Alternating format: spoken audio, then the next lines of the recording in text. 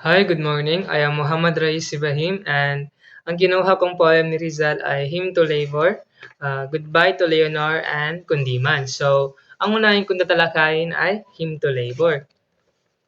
So, ang Hymn to Labor ay ito yung pagpupuri sa value ng ating work. So, sinulat ni Rizal ang poem na to para i-remind ang mga tao na mahalaga ang pagtatrabaho. Hindi lang sa ating personal gain, kundi pati na rin sa ating society, sa bayan at sa ating future. So, Rizal encourage everyone na magtrabaho ng mabuti dahil mahalaga ang pagtatrabaho para maging maayos ang ating future. So, ang poem na to ay reflected Rizal belief na through dedications and effort ay ma-achieve natin ang magandang buhay and magandang future.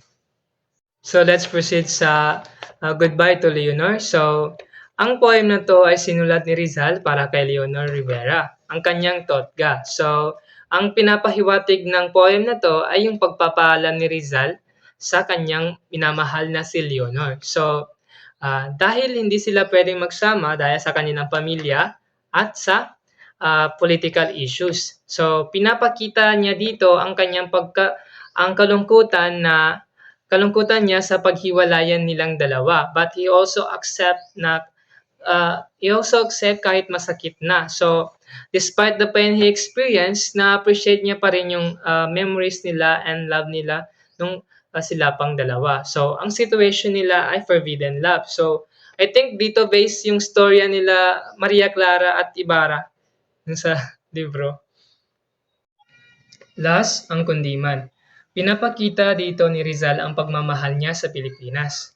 Ginamit din ni Rizal ang traditional Filipino love song style para ipakita at ibahagi ang pagmamahal niya at kalungkutan niya sa nangyayari sa Pilipinas. So, dahil nasasuffer na ang ating bansa under the Spanish rule. Pinapakita din dito ang pagmamahal, ang paglaban ni Rizal para mapalaya ang ating bansa, which is the Philippines, kahit masakit na. This poem symbolizes his profound love for the Philippines at ang kanyang dedication na mapalaya ang ating bansa.